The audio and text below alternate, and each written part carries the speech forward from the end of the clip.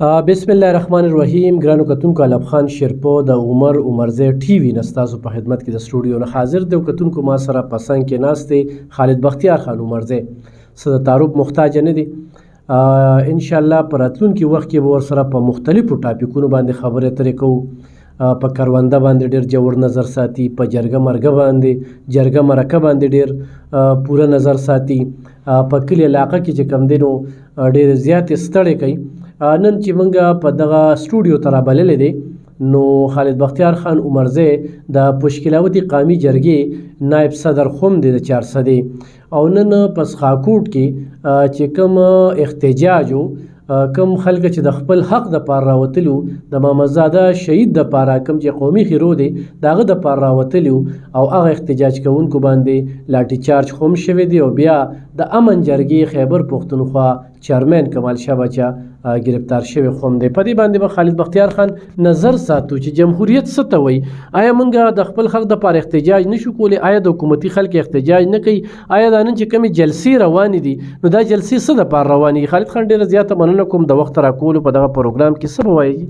بسم الله الرحمن الرحیم، نحمد و نصلی علی رسول الکریم، اما بعد فاعوذ بالله من الشیطان الرجیم، بسم الله الرحمن الرحیم. ټول نه مخکې خو علب خان رورا تا ته سلام او زمونږ ټول څومره کتونکو ته د خپل طرفه السلام علیکم ورحمت الله وبرکاتو.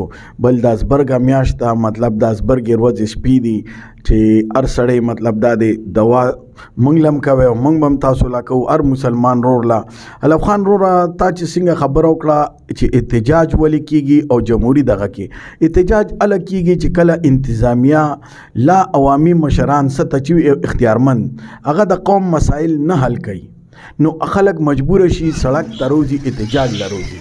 احتجاج په جمهوریت معاشره کې دا پکار دی، لکه مطلب په دې بندیز دا دغه نشته چې هر کله تا ته حق نه ملاویږي دغه نو دې دپاره به ته احتجاج خامخا کې او د دې مونږ مطلب دا دی ډېر زیات دغه کوو چې لکه دی نو پکار چې په عوامي دغه باندې تاسو لاټیر چارج وکړئ دغه وکړئ او چې کومې وعدې ګاټې تاسو ورسره کړي پکار دی چې هغه تاسو سر ته ورسوئ. مونږ د دې مذمت کوو او بل کو چرته انتظامیه صحیح کار کوو لا نور حکومتي چارواکو کو نو د چا کار څه دی چې روډ ته روزي. خالد خان دوی سره دا خبره شوې وه چې لس په نوکرۍ درکو، شهید پیکج به درکو، په دغه ځای کې به پوځي اپریشن کېږي د منشیاتو په ضد باندې. محمدزاده شهید چې کوم دی د منشیاتو په ضد باندې اواز پورته کړو، ایم پی ای او مینیګان ورله راغلو، موږ د صوبایي اسمبلۍ مخې ته احتجاج کړو. نو اسې وعدې عجیبه شانتې خبر روان را چې دا خبرې خو پټې نه پاتې کېږي چې د حکومتي کومې وعدې را روانې. علب خان رورا چې دا ته کمې وعدې نشي سرته رسولی نو هغه مه کوه که نه، هغه وخت سره وته او چې بیا دې وکړې ورسره نو بیا یې سرته رسوه. دا نه چې مطلب دا دی هغه وختي طور ته عرضي کار وکړي او بیا عوامو توقعات تا نه پیدا شي چې کم تا نه دغه شوي او منشیاتو والا خو په کار دی چې ګوره عوام تاسو سره دومره سپورټ کوي، یو کار هم بغیر د عوامو د سپورټ نه کېږي. په کار دی چې تاسو دا خلک سپورټ کې چې بای معاشره ښه کېږي، نور تاسو معاشرې له داسې وسایل ورکې دغه ورکې او چې کمې تاسو وعدې کړي په کار دی چې هغه سر ته ورسیږي او هغه برابر شي. خو هغه حکومتي چارواکو سر ته رسولي او بیا دی چې احتجاج کوي نو بیا خبره نه ده. خو نه داسې یو تېره ورځ په چارسده کې یو کس احتجاج وکړو د ګرانۍ په ضد، خو هغه ځان لروتی و نو هغه باندې فیار شو. نو تا سیول مارشل الله ښکاري چې دلته د خپل حق دپاره اواز هم نشي پورته. دا خو ناجایزه ده چې ګوره دا خو د جمهوریت دی. جمهوریت وایي دی ته چې تا سره به د هر څه کو ته د ریاست خلاف بغاوت کې لا د ریاست دشمنی کې نو هغه باندې پرچې پکار دي.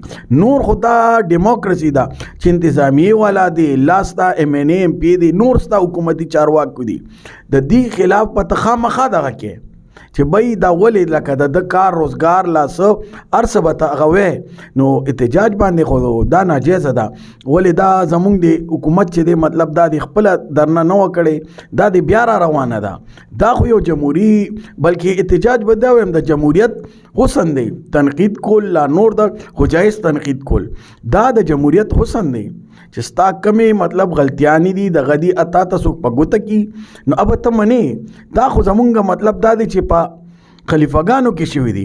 حضرت عمر رضی الله تعالی عنہ خطبه کوله د جمعې کس ورته پاڅېدو هغوی به وایي چې یاره کله به د جمعې خطبه کوله چې آیا په ما د چا اعتراض شته. یو کس ورته پاڅېدو چې صاحبه زما د باندې نن اعتراض دی. ولې؟ وایي تا چې دا کمې جامې چولې دي وایي دا د 2 کپړو نه دي او دا کم مالی غنیمت لا د بیت المال نه چې کوم ستا د 1 کپړې حصه کېده دا 2مه کپړه څنګه تا اخیستې ده. هغه ورته وایي بالکل ستا خبره ټیک ده. زوی پاڅېدو وایي زما حصه کېده. هغې ورته بالکل ستا کېده. وایي دا ما خپل بابا جان له ورکړې ده. هغه 2 کپړې هغه ورته بالکل نن کو تاسو دا نه کوئ، نه اسلامي دغه دی او نه جمهوري دغه دی. مطلب ته به تپوس کې د خپل حق، ته به دغه کې دا نه چې ته به ته ګیرې او ته به په پرچه کټ کې. دا خو ظلم دی. دا څنګه چې تاسو وایي چې یاره سیول ماشاءالله د هغې نه هم زیاتې دی. دا نه دی پکار. مطلب دا دی چې دا نه دی کتونکو خالد بختیار خان عمرزی د کمال شاه باچا د گرفتاری په سختو ټکو کې مذمت کوي. د حکومت نه دغه غوښتنه کوي چې دغه FIR د واپس واغستې شي او په مظاهر چانو باندې دی داسې پرچی یا داسې څه نه کوي. انشاءالله بیا به خبرې اترې کو.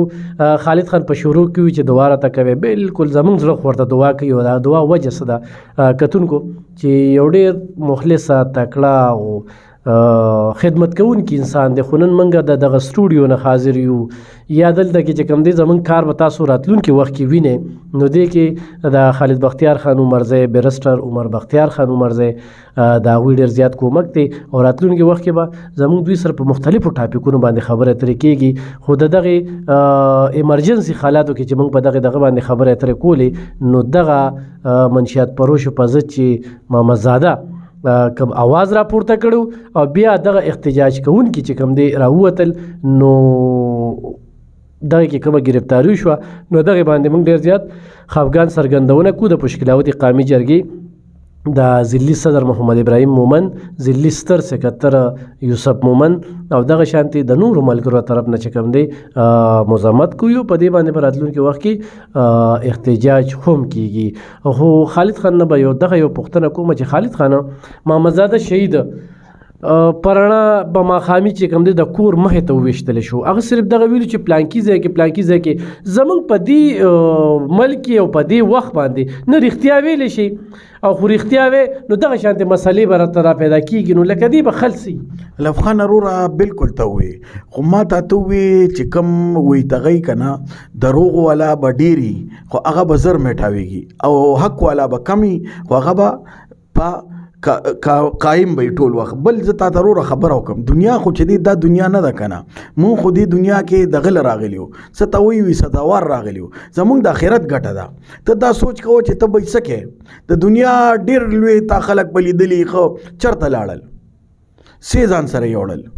دنیا هغه ده چې ته د حق او سچ د معاشرې دپاره کار وکړې. ته کو فرض کو اوس وګورې چې د انګریز په تا حکومت کوي ولې کوي.